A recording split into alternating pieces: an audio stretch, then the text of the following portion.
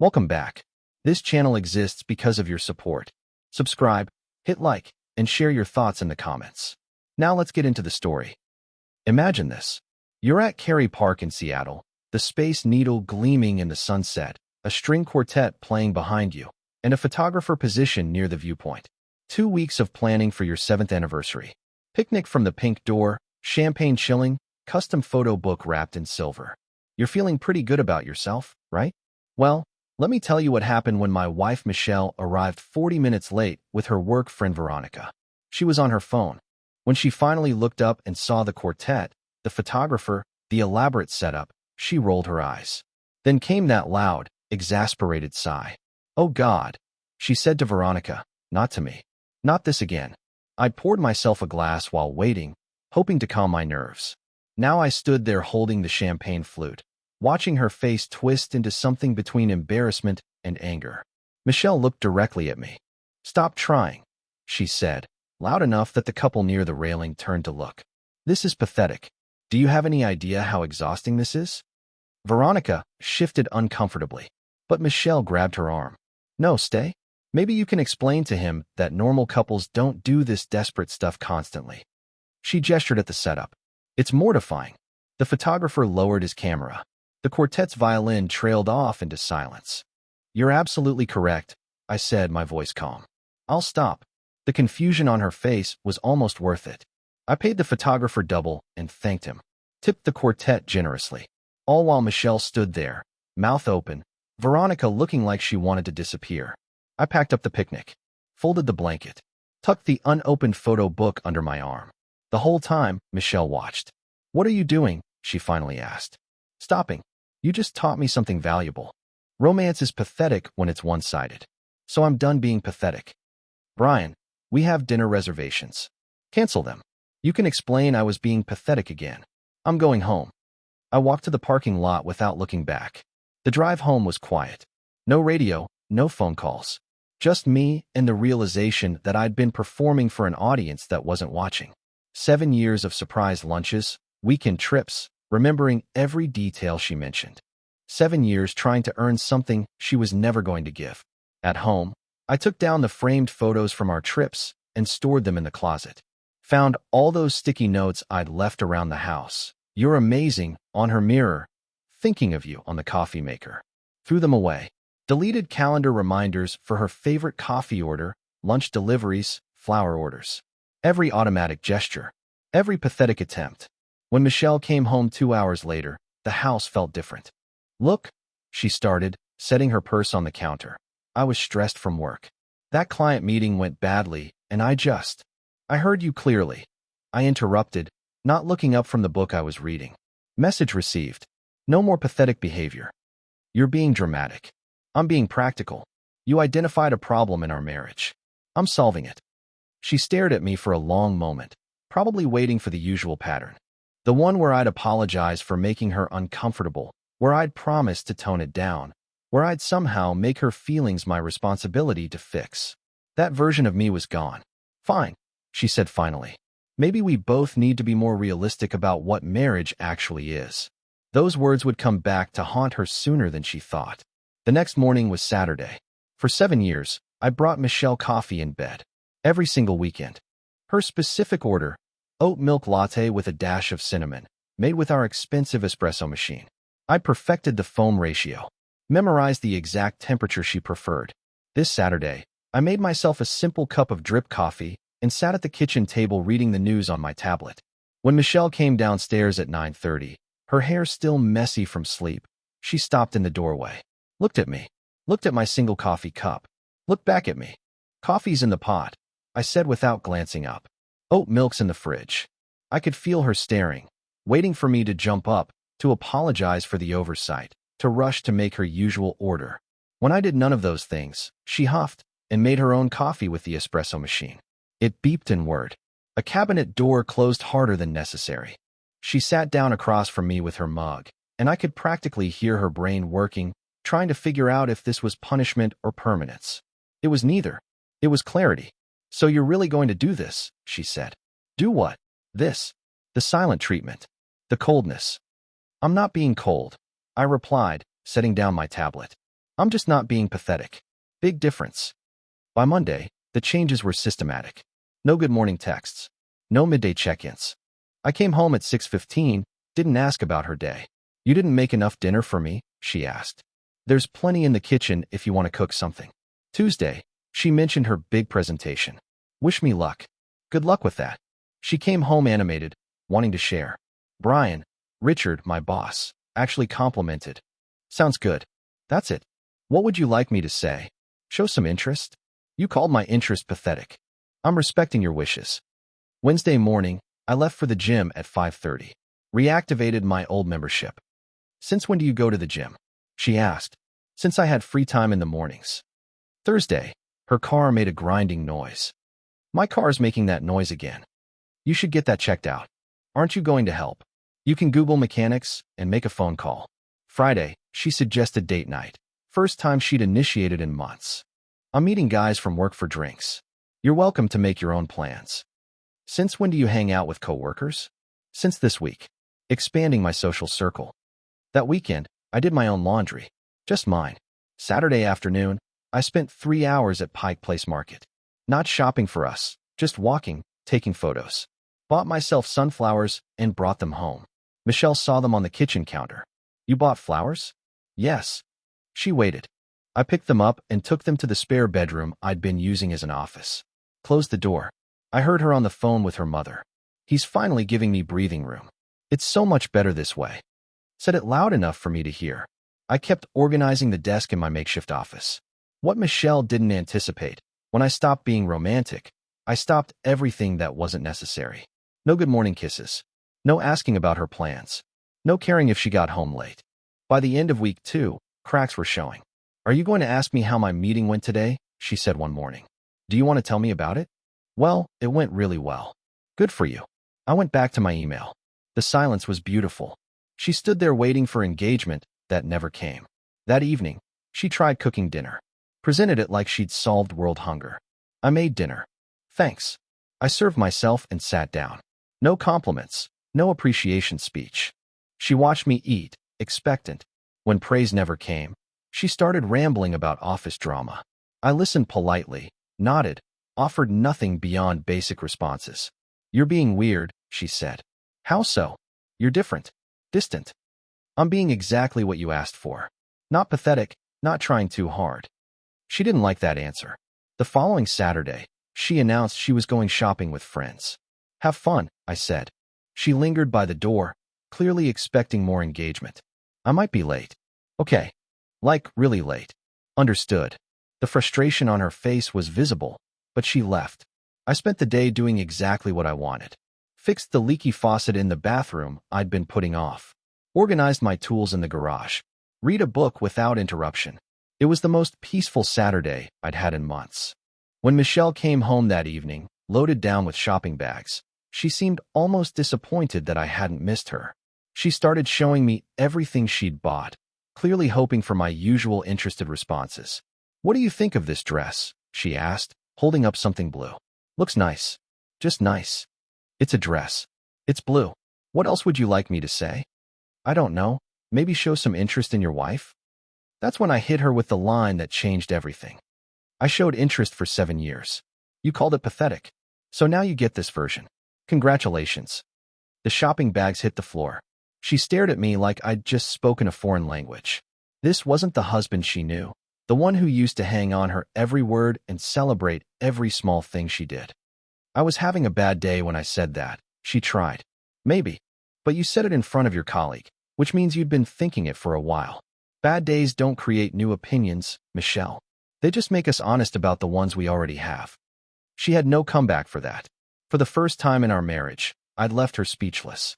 That night, she tried to initiate physical intimacy, probably thinking it would reset our dynamic. I didn't refuse, but there was no emotional connection. Just mechanical participation. She got what she technically asked for, but it clearly wasn't what she actually wanted. Afterward, lying in the dark, she asked, "What happened to us?" You got your wish. No more pathetic romantic gestures. No more desperate attempts to make you happy. Just two people sharing living expenses.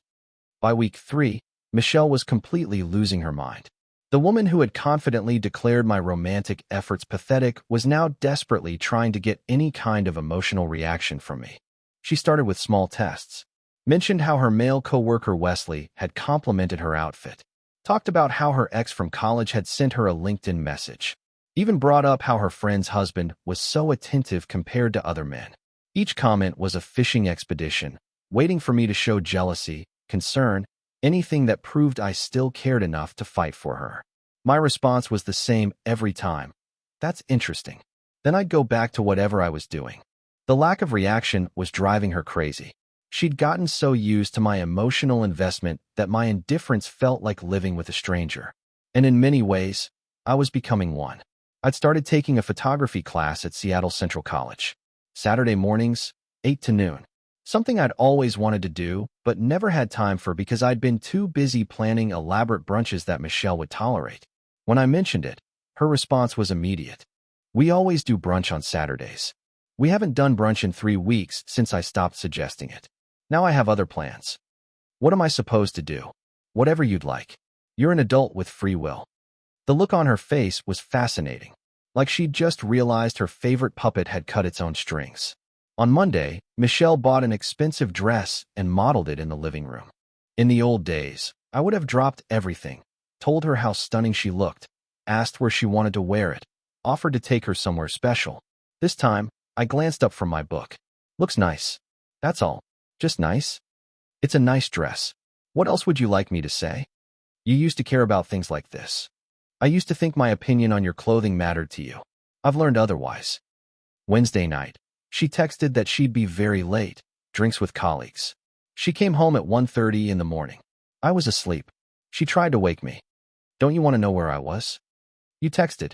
You were with colleagues. Good night. I rolled over and went back to sleep. I could feel her lying there awake beside me, disturbed by my lack of reaction. Friday, she casually mentioned, "Oh, did you know it's Helen's birthday next week?" Pause. Waiting. For 7 years, I'd kept a detailed calendar of all her friends and family members' birthdays. I'd remind her weeks in advance, suggest thoughtful gift ideas, sometimes even order the presents myself. "No, I didn't know that," I said. "Aren't you going to help me figure out a gift?" I don't know Helen well enough to have an opinion on what she'd like. She stormed off to the bedroom, and I heard the door close harder than necessary. That weekend, she tried to force a conversation. "Can we talk about what's happening here? What would you like to talk about?" This coldness. This distance. I'm not cold. I'm just not pathetic anymore. If you want warmth, you'll have to earn it the same way I tried to earn your respect for 7 years. That's cruel. It's honest. You wanted honesty, right? No more desperate romantic gestures clouding the truth of what this marriage actually is. I could see her struggling with that. The man who used to beg for her attention was gone, replaced by someone who didn't need her validation to feel whole. Sunday, I mentioned I'd joined a hiking group. Meets every weekend to explore trails around the Seattle area. "Since when do you hike?" she asked. "Since I have free time on Sundays. We used to spend weekends together. We spent weekends with me planning activities you'd tolerate. Now you can plan your own." By the start of October, Michelle's panic was escalating. She, accidentally, left her phone open to a text thread with Wesley, her male colleague. The messages were flirtatious, borderline inappropriate.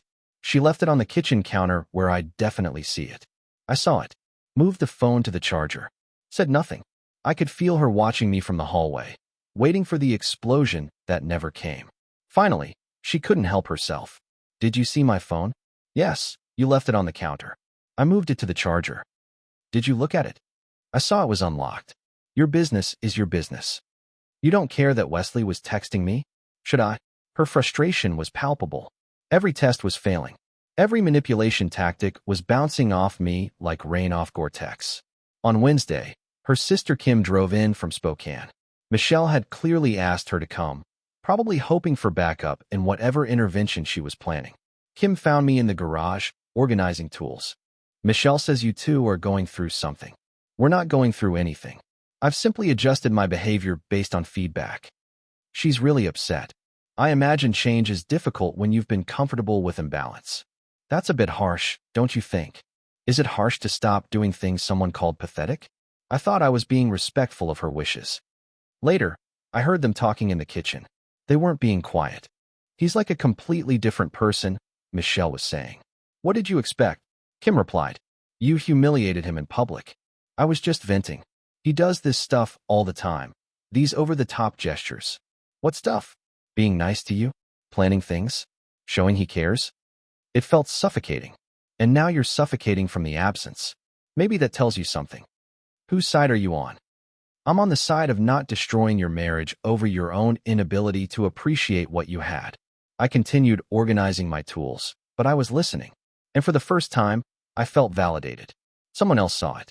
Someone else understood. Friday night, I mentioned I was going to a photography exhibit at the Seattle Art Museum. Didn't invite Michelle.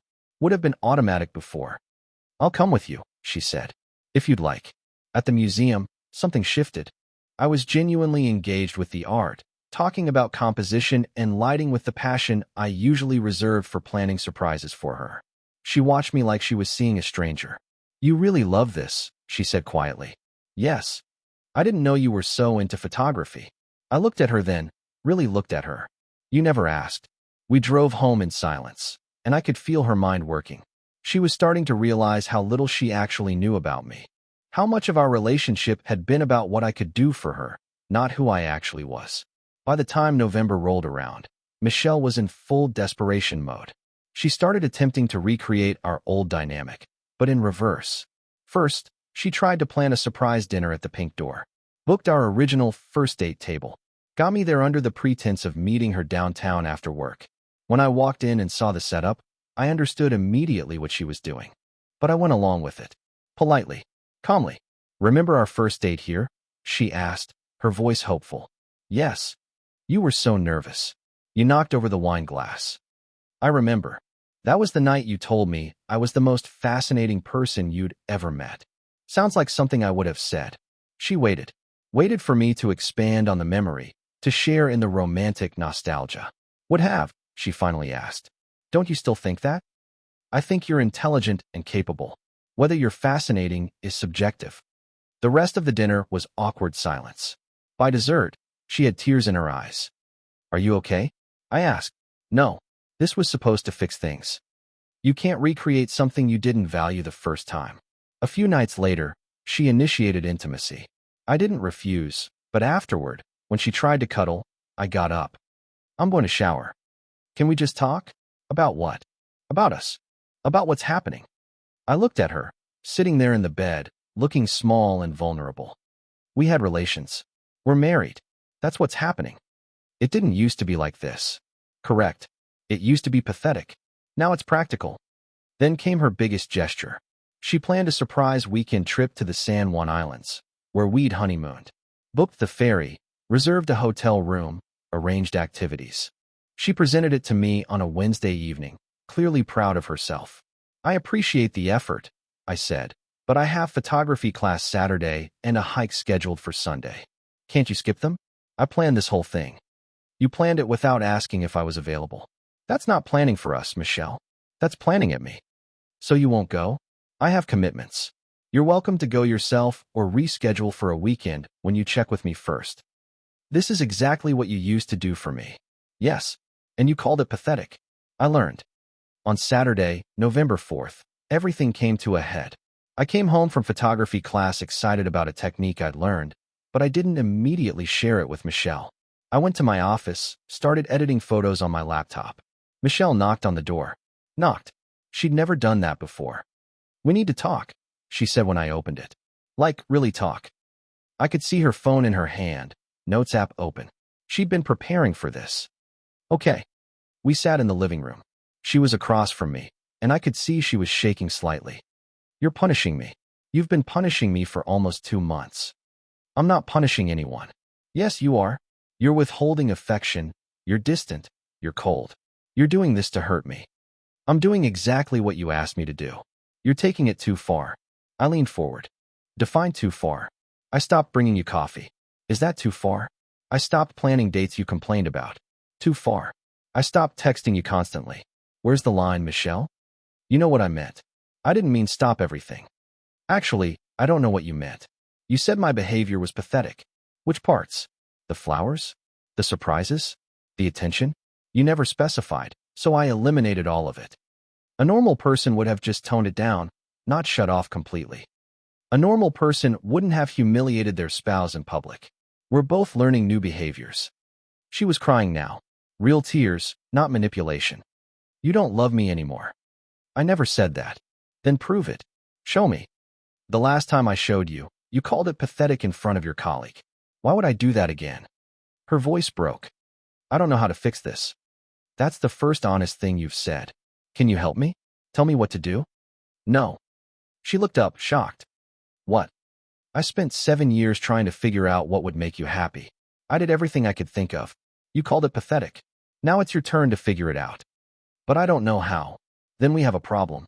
She was sobbing now, and part of me, a small part, wanted to comfort her. But I stayed where I was. I just wanted you to care without making it so obvious, she said through tears. Without needing me so much. There it was. The truth. You wanted me to love you secretly, I said slowly. To need you silently. To make you feel special without requiring you to reciprocate. That's exactly it. You wanted emotional security without emotional labor. You wanted to be loved without having to love back visibly. I do love you. When's the last time you showed it? And I don't mean these desperate attempts in the last 2 weeks. When's the last time you did something for me just because you wanted to make me happy? The silence stretched between us. She couldn't answer because we both knew the truth. That's what I thought, I said finally. She wiped her eyes. So what do we do now? That's up to you. But understand this. The man who would have accepted breadcrumbs is gone. If you want to be married to me, the actual me, you need to decide if you're willing to do the work. What work? Figure out if you want to be married or if you just want to be comfortable. You can't have both anymore. You have until New Year's. That's 2 months. Show me, genuinely show me, that you value this relationship. Not through grand gestures or recreating the past. Through consistent, authentic effort. And if I can't, then we'll both know this marriage died at Cary Park, and we've just been standing over the body. The next 8 weeks were the strangest of our marriage. Michelle was trying, I could see that. But I could also see that she didn't really understand what I was asking for. She started making me coffee in the mornings. Brought it to me without announcement. I thanked her each time, but I didn't respond with the gratitude she was clearly hoping for. She was learning what it felt like to give without immediate reciprocation. She asked about my photography class. Real questions, specific ones. Listened to my answers. Didn't interrupt or redirect the conversation to herself. It was progress, but it felt performative. Then came the day she showed up at my student showcase at Seattle Central. I genuinely hadn't expected her. I'd mentioned it in passing, but I hadn't invited her. She walked into the gallery space, looked at my photos hanging on the walls, black and white shots of Seattle's architecture, some portraits of strangers I'd met on my hikes, and I saw something in her face I hadn't seen in years. Interest. Real interest. I didn't expect you here, I said when she approached. I wanted to see what you've been working on. She met my classmates, talked to them about photography, engaged genuinely. For a moment, I felt a flicker of the old connection, but it faded quickly, because I could still see her watching me, measuring my reaction, trying to determine if she'd done enough to earn her way back into my good graces. The following Sunday, she asked to join my hiking group. We were doing Rattlesnake Ledge, a pretty challenging trail near North Bend. It's a difficult trail, I warned her. I can handle it. She'd bought proper hiking boots, dressed appropriately. The hike was clearly hard for her. She wasn't in great shape, and the incline was steep, but she didn't complain once. When she struggled over the rocky sections, I helped her.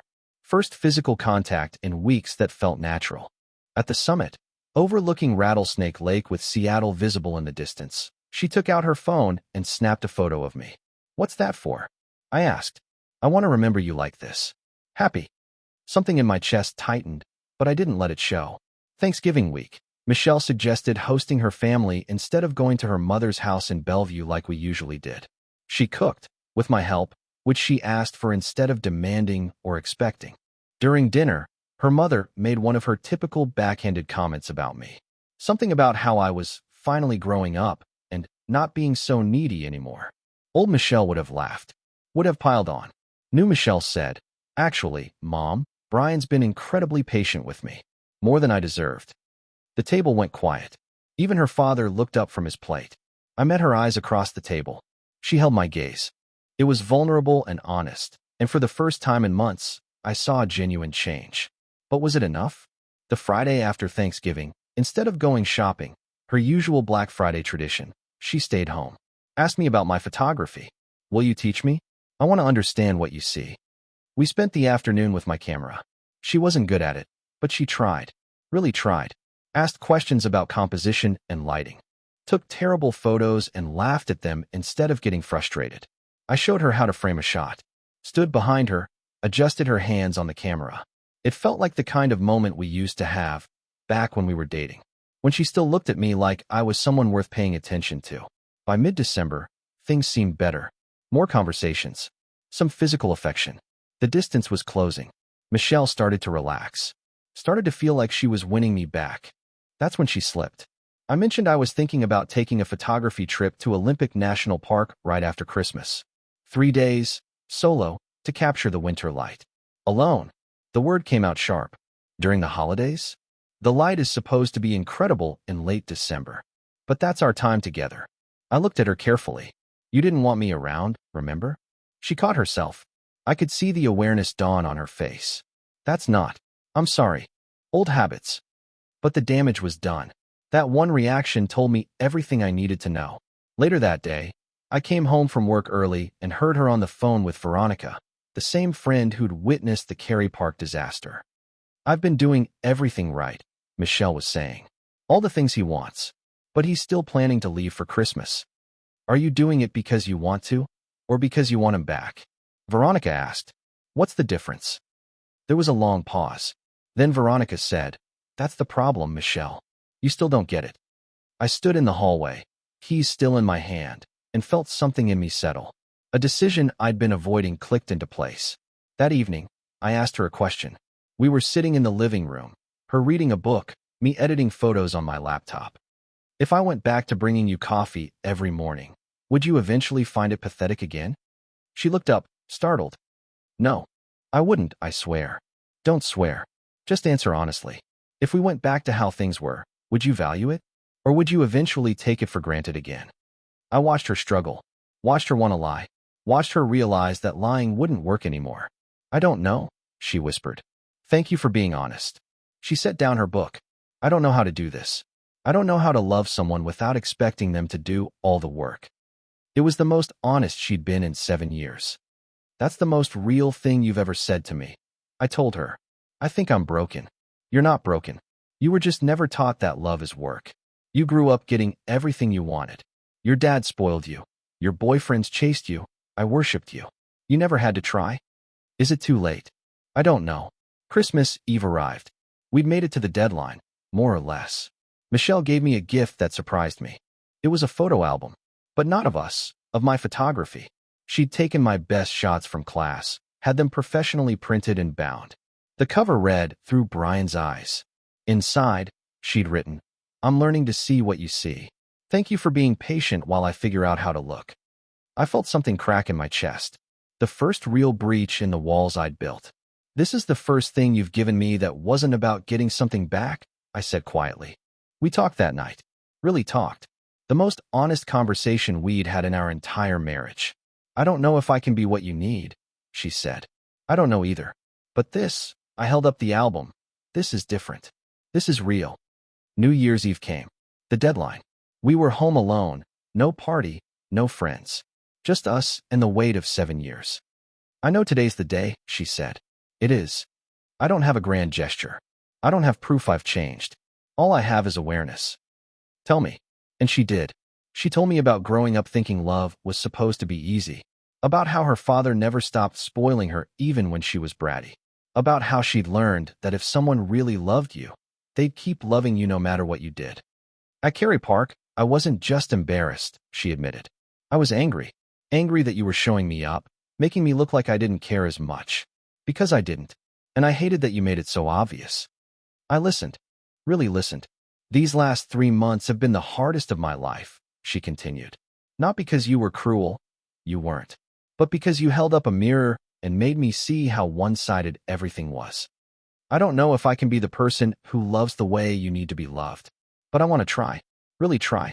Not to get you back, but because I want to be someone who knows how to love properly. I took a breath. 3 months ago, I would have heard that and taken you back immediately. But I've changed too. I've learned I'm actually okay alone. Better than okay. So what do? We talk through the night. No blame. Just honesty. I think I loved the security of you more than I loved you, she said as dawn started to break. I think I loved the idea of being needed more than I loved myself. Can two people like that make it work? I don't know. But we both have to be different people than we were. We decided to try. With conditions. Couples therapy. Individual therapy for Michelle. A 6-month trial period. I'd keep my boundaries and my independent interests. She'd commit to genuine reciprocity, not performance. We moved to separate bedrooms. I took the guest room. She kept the master. Starting over from scratch. It's been 6 months since that New Year's conversation. I'm in my photography studio now. I converted my makeshift office into a proper workspace, editing photos from a corporate shoot I did last week. After investing in professional equipment and building a portfolio, my side business is actually taking off. Michelle knocks on the door. She doesn't just walk in anymore.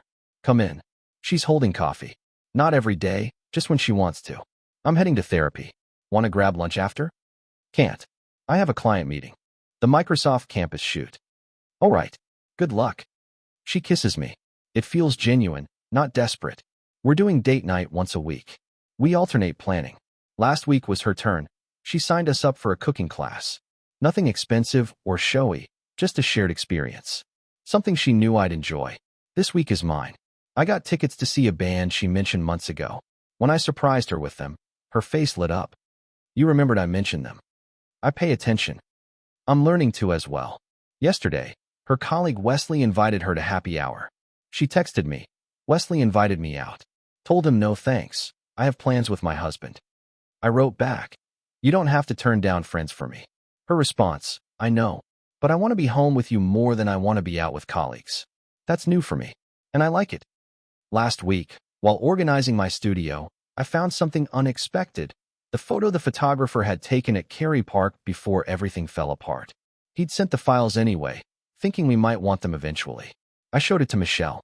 We looked at it together for a long time. I see it now, she said quietly. How hard you were trying. How excited you were. How much love was in every detail.